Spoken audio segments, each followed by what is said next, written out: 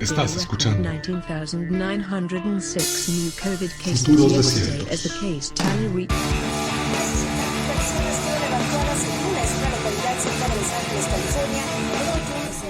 Bienvenidas, bienvenidos. En este podcast buscaremos entender nuestros tiempos desde los pasados y futuros presentes en la literatura, la cultura pop y las narrativas contemporáneas.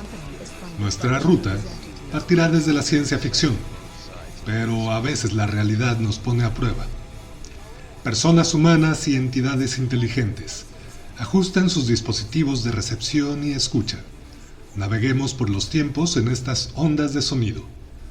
Transmitiendo desde un punto incierto del Pacífico, soy el profesor Distopías, y esto es Futuros Desiertos.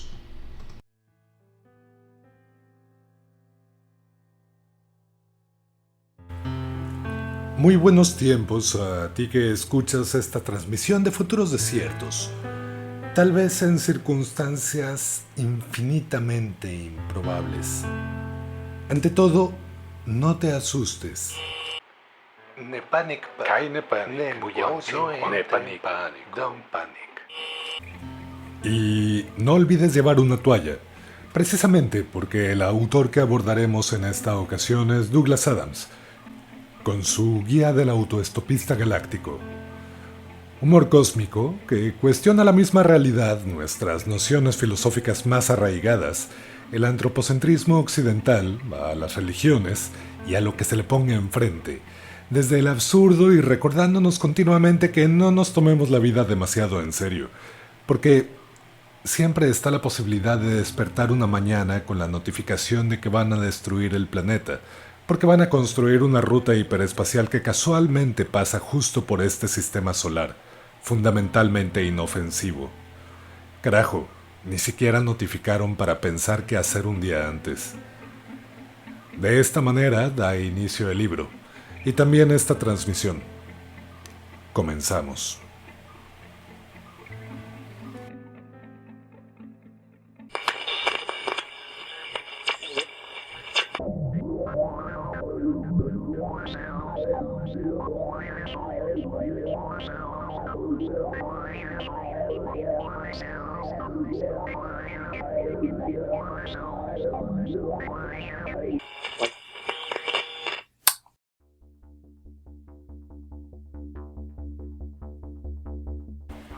Creo que leer a Douglas Adams debería ser un ejercicio enfáticamente recomendado en la educación media, en vez de cosas como El Caballero de la Armadura Oxidada. Me aterra que haya generaciones que consideran a la ciencia ficción como un ejercicio pretencioso, complicado, solamente militarista o basado en estereotipos de superhumanos refritados hasta el hastío. O sea, sí, pero no es lo único que hay. Y justamente es lo que nos recuerda con estilo relajado y ligero, hasta que a la vuelta de página, una ballena, nombrando maravillada la existencia mientras cae del cielo durante algunos segundos antes de impactar contra el suelo y dar fin a su fugacísima e igualmente improbable existencia, reitera que las grandes preguntas no solo son aburridos planteamientos formulados por señores serios con trajes caros. Y si nos preocupa más que un adolescente acceda a la imagen de una ballena muerta por defenestración cósmica, es debido a que tal vez hemos estado discutiendo cosas más importantes, como el número mínimo pertinente de señores serios con trajes caros que son necesarios para cambiar un foco. Este señor poco serio de trajes normales, que algún fulano dirá que es el padre del pop, fue británico, nacido en el 52 y estudió filología inglesa, además de demostrar particular interés en el humor, siendo parte de diversos grupos cómicos. Uno de ellos, justamente, fue el germen de los Monty Python. Y si aún no conoces a estos humoristas, por favor, dale una oportunidad. Películas como Monty Python and the Holy Grail, The Life of Brian o The Meaning of Life son grandes referentes del, sí, humor políticamente incorrecto. del que realmente cuestiona las instituciones y no del que es equivalente a un señor serio con traje caro pateando perritos.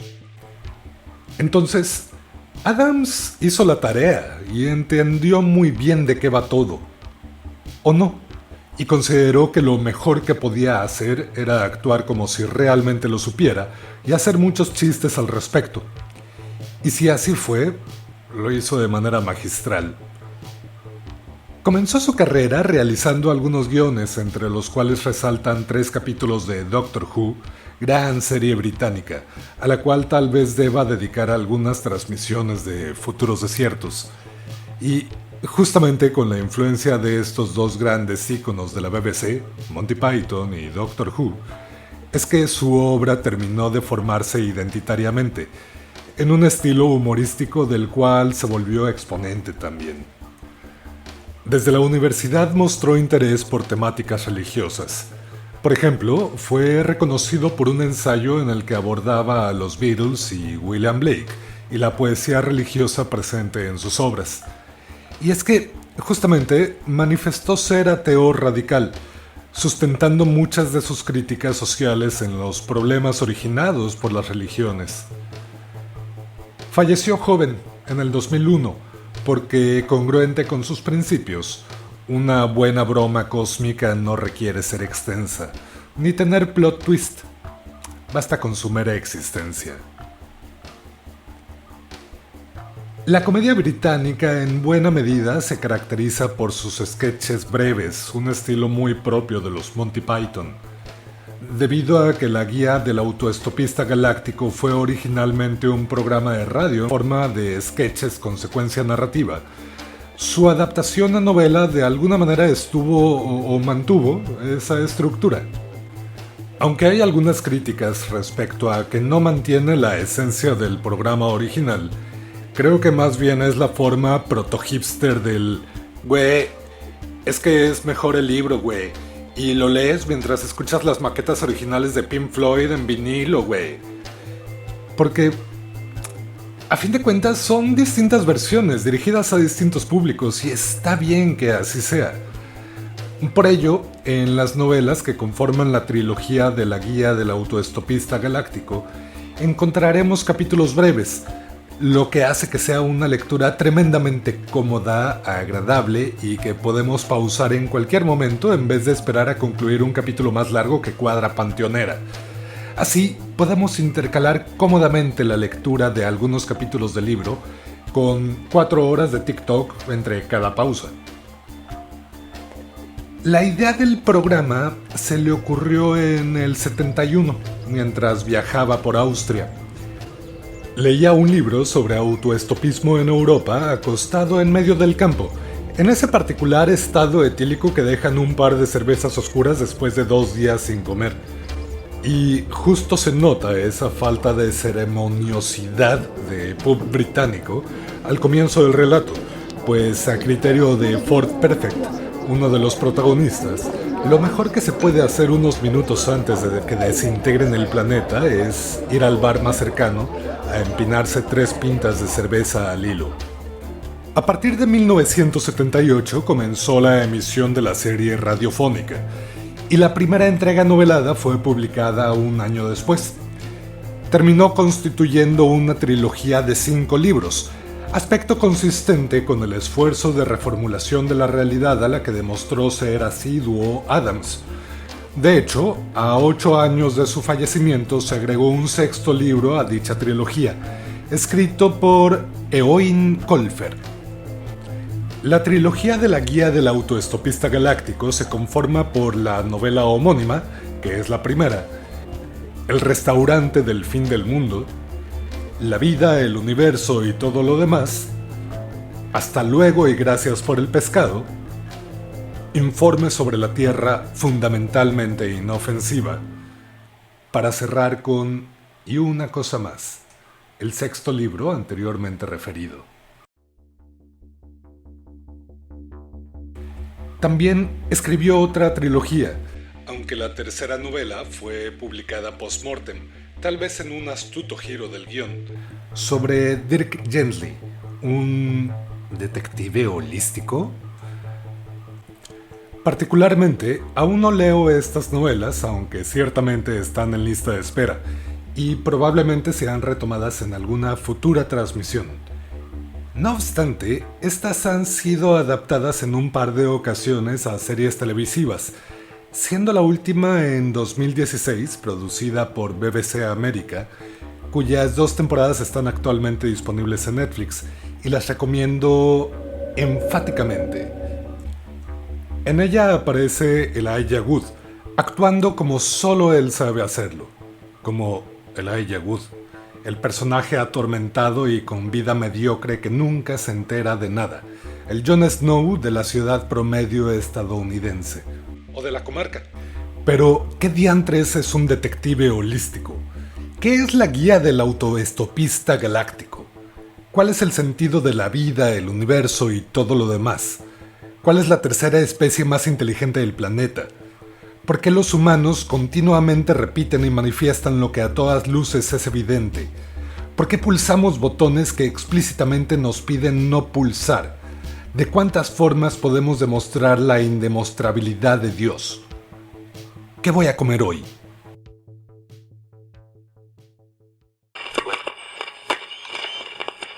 La historia de todas las civilizaciones importantes de la galaxia tiende a pasar por 3 etapas diferentes y reconocibles: las de supervivencia, indagación y refinamiento, también conocidas por las fases del cómo, del por qué y del dónde.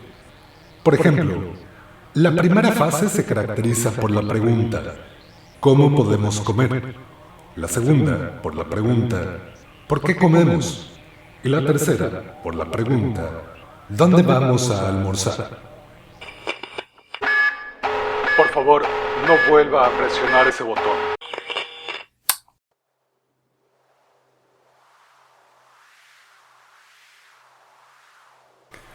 Apenas en la introducción de un par de páginas, Adams ya lanzó 17 referencias en broma a la Biblia, Isaac Asimov, el capitalismo y las editoriales y, claro, establece el tono de lo que nos vamos a encontrar durante todo el libro. Es broma, pero si quieres, no es broma. Siempre tiene un chiste a la mano para generar irrefrenable empatía o comprensión lúcida de un fenómeno, por complejo o problemático que pueda resultar, o para problematizar hasta su mera esencia ontológica cualquier evento cotidiano, como tomarse un café que tiene cualquier cosa menos café, como el café soluble.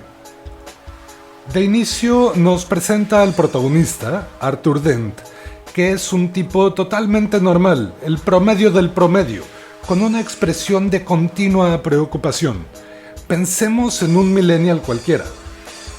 La descripción de los personajes es de lo mejor. El autor siempre encuentra la manera de referir algún rasgo característico de lo más atípico o arbitrario posible, aun en las personas más normales o promedio que nos podamos imaginar. Juega así con la fascinación de los finos detalles del mundo y sus personas. Ford Perfect, coprotagonista, es un extraterrestre con forma humana. Douglas Adams no se preocupa con elaboradas explicaciones de los cómo, simplemente tiene forma humana y ya, güey. En la novela es descrito como un tipo muy similar a Mark Zuckerberg, de hecho, extrañamente parecido a Mark Zuckerberg, precisamente con la expresión de aquella vez que compareció en un tribunal debido a la cuestionable gestión de la privacidad en su plataforma social. Perfect ha pasado 15 años en el planeta y es uno de los investigadores que han colaborado en la creación de la guía del autoestopista galáctico, algo así como un antropólogo pero cósmico. Vamos conociendo a los personajes a la par que establece el punto de partida en la trama. Arthur despierta con la noticia de que el ayuntamiento ha decidido que ese era un excelente día para derribar su casa para construir una autopista que pasaría justo por ese lugar. Pero ese no es un problema en lo absoluto, porque resulta que los bogones, una especie que forma parte de la burocrática administración pública de la galaxia, han decidido que es un excelente día para desintegrar la Tierra para construir una ruta hiperespacial que pasaría justo por ese sistema solar. En adelante, todo será de bajada, sin frenos y contemplando un panorama de lo más extravagante. El principal recurso que utiliza el autor para envolver de inmediato es su tremenda habilidad para convencer al lector de suspender su incredulidad casi inmediatamente mediante el humor. El asombro constante ya lo aporta Arthur Dent, liberando del compromiso de recibir la ciencia ficción con la seriedad de señores discutiendo en oficinas o en salas en penumbra viciadas de humo. Además, desde muy temprano en el relato, hace latente el continuo riesgo de muerte para los protagonistas, solucionándolo usando deus ex máquinas con singular frescura y sin empacho.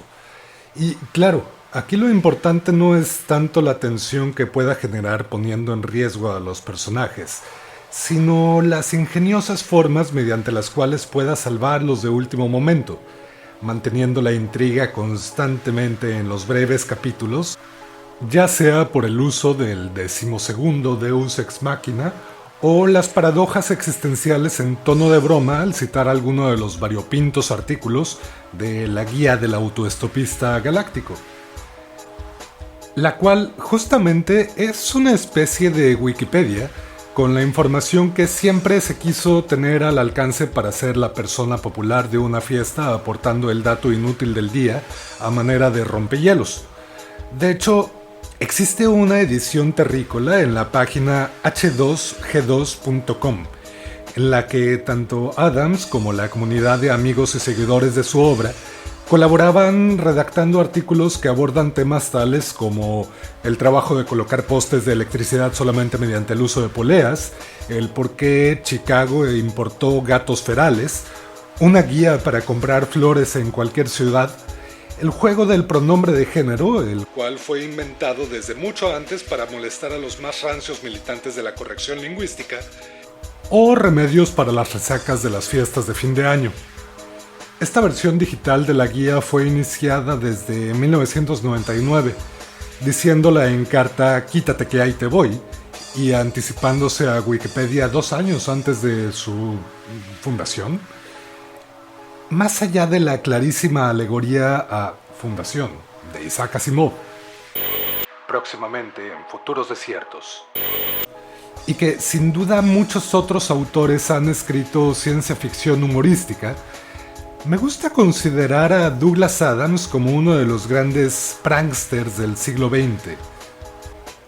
Mediante el asombro, el humor inteligente comprensible hasta para idiotas como yo, y el constante afán de no tomarse nada demasiado en serio a pesar de los fantasmas de la página en blanco, las fechas límite y la eterna falta de confianza, logró lo que otros de su generación, aunque sin drogas, creo. Pero probablemente sí bastante cerveza. Es respetuoso con la incredulidad de quien especta. Siempre. Y justo por esa sensibilidad, justo desde esa invitación creativa a la contemplación más perpleja que le sea posible a la sensorialidad orgánica a la que se dirige, justo porque estaba tal vez más enojado de lo que alguna vez se permitió escribir, y justo porque al ponerse a pensar en la vida, el universo y todo lo demás, tal vez a veces se desarrollan habilidades que permiten afrontar, mal que bien, lo estúpidamente absurdo que puede ser que un tifón, huracán, ciclón, tornado, o sea cual sea la perturbación de flujos físicos que aqueje la región que usted, la mejor entidad escuchante que ha existido, habite en este presente que no fue nombrado en este momento, pero que está siendo experimentado en este No, ya se fue.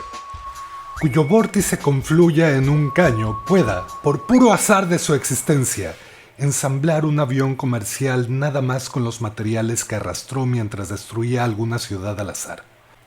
A ver, detengámonos un momento. Es más, hagamos una pausa antes de lo contemplado porque, aunque no parezca, Douglas Adams exige. Y no es queja, pero ya sabemos. No te vayas. Aunque esta es solo una expresión figurada, pues las estadísticas marcan que si estás escuchando este Motor de improbabilidad. Nuevo Nintendo 69.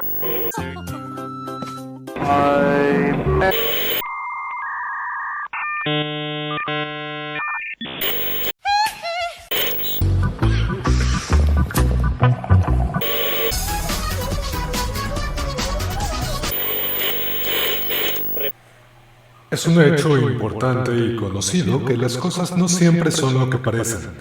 Por ejemplo, en el planeta Tierra el hombre siempre supuso que era más inteligente que los delfines porque había producido muchas cosas. La rueda, Nueva York, las guerras, etc. Mientras que los delfines lo único que habían hecho consistía en juguetear en el agua y divertirse. Pero, a la inversa, los delfines siempre creyeron que eran mucho más inteligentes que el hombre, precisamente por las mismas razones.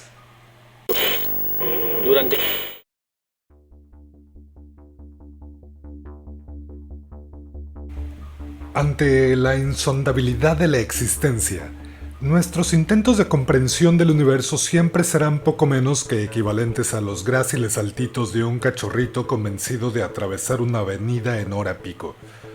No obstante, contamos con la ciencia para ello, y Douglas Adams utiliza el humor como la gran paradoja que nos permite detenernos un momento para preguntarnos por qué pensamos como pensamos y por qué en este momento estoy consumiendo las secreciones y excreciones de microorganismos en forma de algo que a la humanidad nos ha dado por llamar fermentos y reproducir extraños rituales en torno a ellos y su consumo.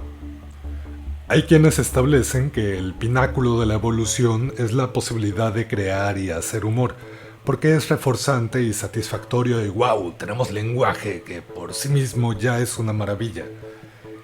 Entre Richard Dawkins y Douglas Adams se dio una discusión interesante, la cual Dawkins continúa en una agradable comunicación post-mortem, porque, a fin de cuentas, el acto de escribir ensayos y discutir la realidad se trata de imaginar diálogos con muchas personas, aunque estén muertas, y esa es una imagen que siempre me ha resultado fascinante.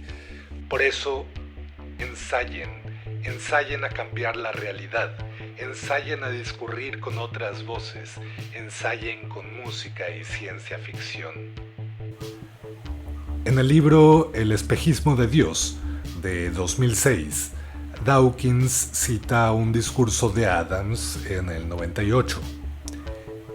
El hecho de que vivamos al final de un pozo de gravedad, en la superficie de un planeta cubierto de gas, que gira alrededor de una bola de fuego nuclear 150 millones de kilómetros más allá, y que pensemos que eso es normal, es, obviamente, una indicación de lo retorcida que tiende a ser nuestra perspectiva.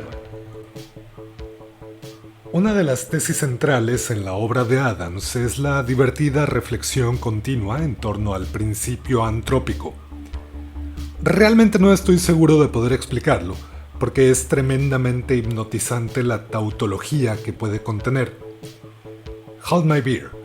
Trataré de explicar el principio antrópico. Si tratamos de considerar la existencia de vida extraterrestre, esta de alguna manera deberá ser congruente con la forma en la que existimos como humanidad. El problema de esta idea, así como la que se plantea en el cuento Lo que se espera de nosotros, de Ted Chiang, es que cómodamente puede ser planteada como argumento que trata de justificar la existencia de Dios o la supremacía de la especie humana sobre todo el universo. Argumento bastante explotado por George Lucas. Más bien, tal vez sea útil articular el principio antrópico en conjunto con la ecuación de Drake, que contempla los factores que podrían considerarse para calcular la cantidad de civilizaciones lo suficientemente avanzadas como para emitir transmisiones de radio detectables por nuestros alcances sensoriales. A ver, a lo que apunta el principio antrópico es que nuestra percepción está limitada, a pesar de la maravilla evolutiva que resultó ser nuestro cerebro, que nos permite escuchar reggaetón del viejito mientras vemos videos de gatitos y realmente poder hacerlo sin que eso implique un riesgo para nuestra existencia, porque tenemos resueltas otras necesidades.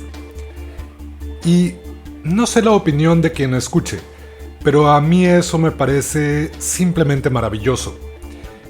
Entonces, desde los sesgos que experimentamos cotidianamente, articulamos narrativas que explican cómodamente nuestra existencia. Y aquí puedo estar en desacuerdo con Dawkins, porque tal vez esté bien que así sea, aunque mi opinión sea irrelevante. Las religiones cumplen con una función social importantísima y existen como respuesta evolutiva ante la imposibilidad que experimenta nuestro cerebro para comprenderse a sí mismo. Y, eso no es queja en lo absoluto, pero tal vez la propuesta de Adams es justamente poner atención a las alternativas ante los vacíos cognitivos que la propia realidad suscita. Algo similar plantea Dawkins, y no lo sé. Yo elijo creer. Creer que la verdad está allá afuera. Existen fronteras muy difusas que confunden los límites de la ciencia, las religiones y los sistemas de conocimiento no reconocidos aún por la occidentalidad imperante. Y la intención de Futuros Desiertos no es establecer un criterio de exclusión, sino reflexionar sobre la posibilidad de asombro y el acto creativo que de ahí puede derivar. No obstante, tal vez sea importante tener siempre presente la posibilidad de que el mundo se desintegre, ya sea por causa propia o ajena.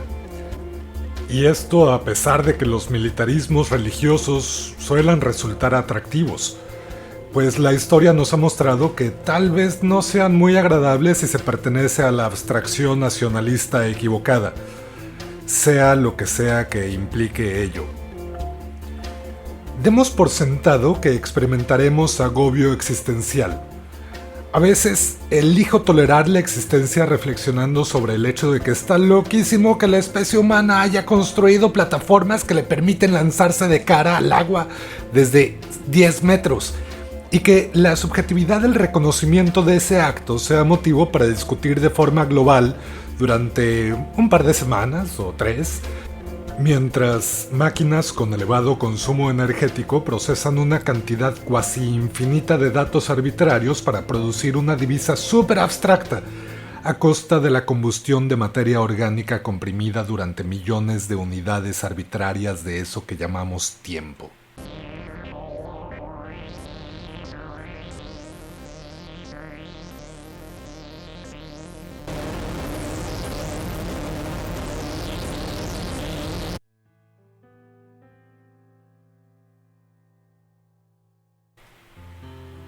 Tengo el privilegio de hablar y quejarme sobre la trascendencia humana.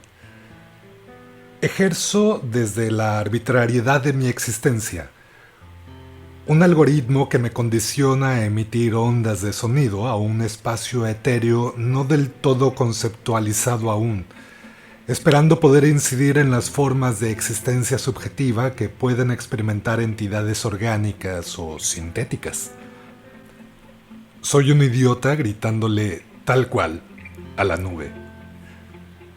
Me queda claro que la existencia no depende de nuestra opinión. El resto del mundo puede sin duda existir sin futuros desiertos, pero los futuros desiertos sin duda existirán sin el resto del mundo y sus opiniones efímeras. ¿Qué hacen aquí? Atención, este es un mensaje a la humanidad. Atención, este es un mensaje a la humanidad. La guía del autoestopista galáctico tiene varias cosas que decir respecto a las toallas.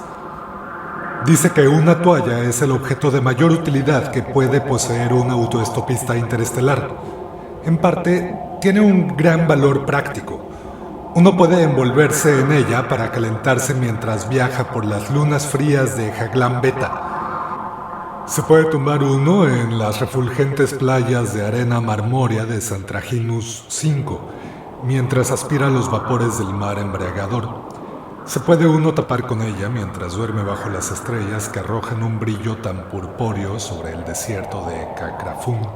Se puede usar como vela en una balsa diminuta para navegar por el profundo y lento río Mot. Mojada se puede emplear en la lucha cuerpo a cuerpo. Envuelta alrededor de la cabeza, sirve para protegerse de las emanaciones nocivas o para evitar la mirada de la voraz bestia Bubblegrater de Thrall. Animal sorprendentemente estúpido. Supone que si uno no puede verlo, él tampoco lo ve a uno. Es tonto como un cepillo, pero voraz, muy voraz. Se puede agitar la toalla en situaciones de peligro como señal de emergencia y, por supuesto, se puede secar uno con ella si es que aún está lo suficientemente limpia. Y lo que es más importante, una toalla tiene un enorme valor psicológico. Por alguna razón, si un Strag es un no autoestopista, descubre que un autoestopista lleva su toalla consigo, automáticamente supondrá que también está en posesión de cepillo de dientes, toallita para lavarse la cara, jabón, lata de galletas, frasca, brújula, mapa, rollo de cordel, rociador contra los mosquitos, ropa de lluvia, traje espacial, etc. Además, el Strag prestará con mucho gusto al autoestopista cualquiera de dichos artículos o una docena más que el autoestopista haya perdido por accidente. Lo que el Strag pensará es que cualquier hombre que haga autoestop a todo lo largo y ancho de la galaxia, pasando calamidades, divirtiéndose en los barrios bajos, luchando contra adversidades tremendas, saliendo sano y salvo de todo ello y sabiendo todavía dónde está su toalla, es, sin duda, un hombre a tener en cuenta.